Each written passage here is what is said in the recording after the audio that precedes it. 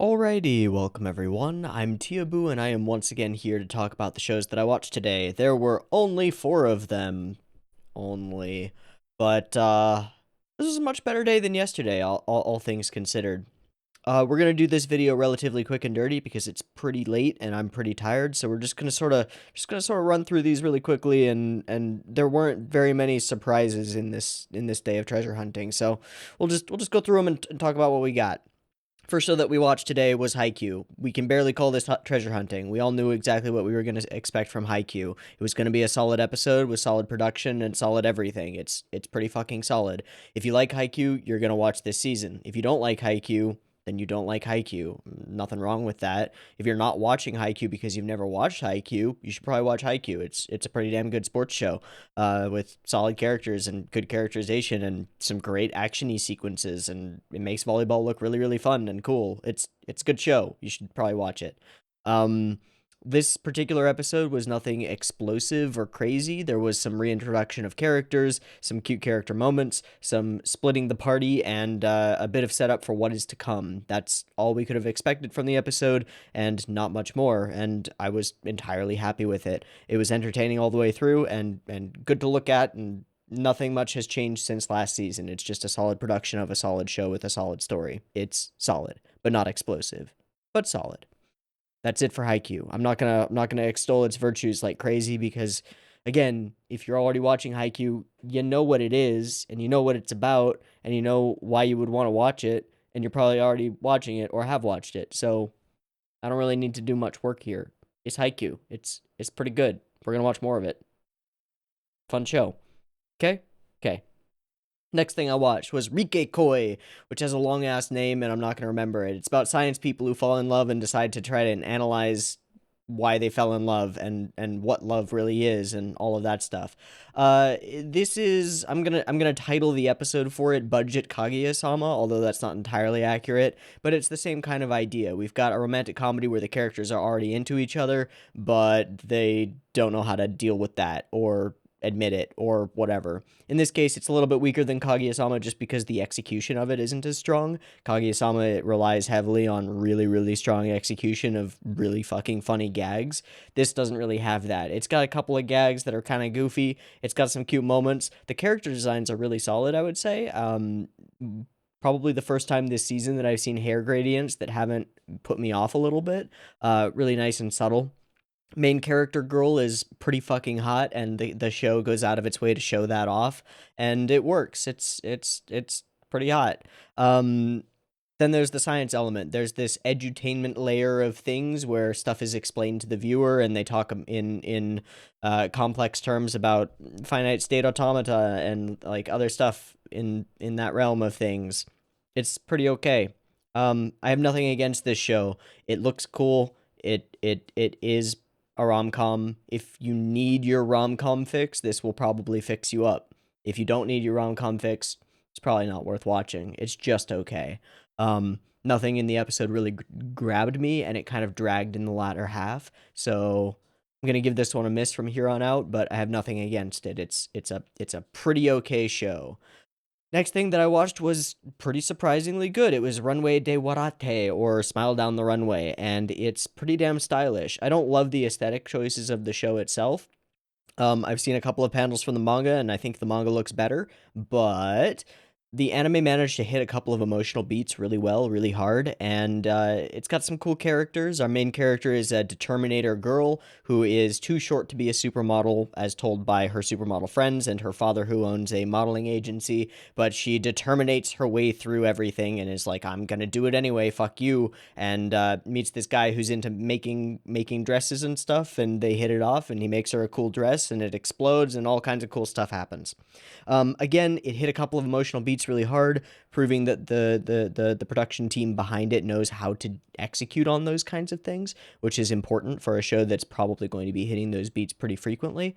It is very much not what I expected of a fashion-focused show. I kind of expected a little bit more frou-frou and a little bit less character depth, honestly. And we got good bit of character depth in this first episode, and not that much frou-frou. There were a couple of cool outfits, and they honestly look pretty cool, and a setup of an interesting cast that has a lot of room to grow and interesting places to go. I probably won't watch more of it just as a time thing, but I would be totally willing to watch more of it and see where it goes from here. Um, General production is pretty darn solid, especially coming out of what is it? It's Ezola that's doing this. They did Sonon Deska a couple seasons ago.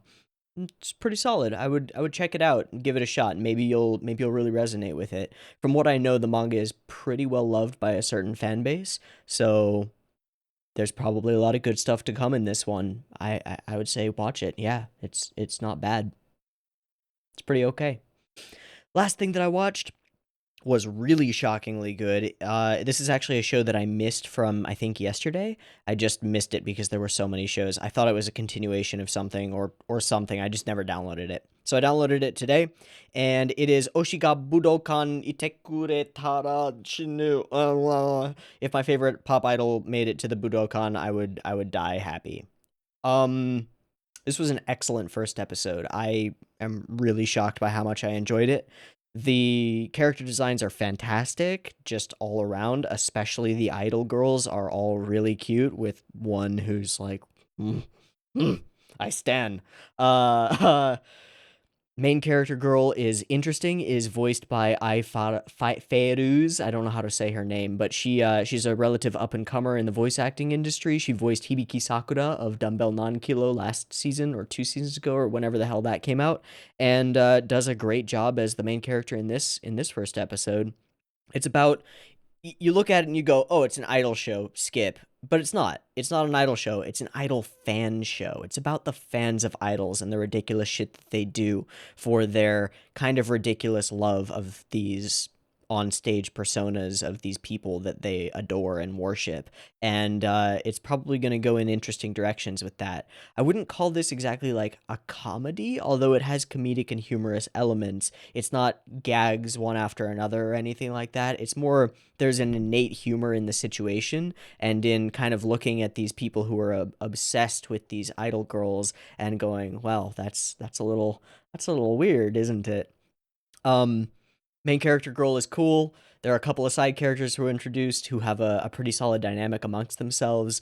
The background art is lovely and has this nice watercolory aesthetic. I was actually surprised to find that the color designer on this show is not somebody I've seen any work from, because it looked really familiar in a very pleasant way. I really, really like almost everything that this show came out with in this first episode, and I'm looking forward to seeing where it goes from here. Of the shows that came out today, there are 2 that I'm interested in continuing. They are Haikyuu, because it's Haikyuu, and Budokan, because it was really surprisingly good, and I had a really good time throughout the episode. It never dragged, it never lost me at any point. It was just beat after beat after beat of solid character interactions, solid, interesting situations, and some genuinely good comedy, along with some genuinely interesting psychological depth that I really didn't expect. I desperately hope that they explore more in the future. All in all, this is the show that is the sort of hidden gem that I watched today. Haikyuu, we knew what it was gonna be before it came out. It's still good and it's still fun to watch. But Budokan, I did not expect to grab me the way that it did, and it definitely grabbed me. So those are the 2 that I'll be watching. Rikeiko, I have nothing against. It's pretty okay for its sort of fine rom-com-y stuff. It's just not super great. And Runway, while it hits some emotional beats really hard, has some portions of the episode that don't super resonate with me, so I'm going to be giving both of those a miss from here on out. We'll see whether Budokan manages to keep up the interest over the next couple of episodes, but I don't see any reason why it wouldn't.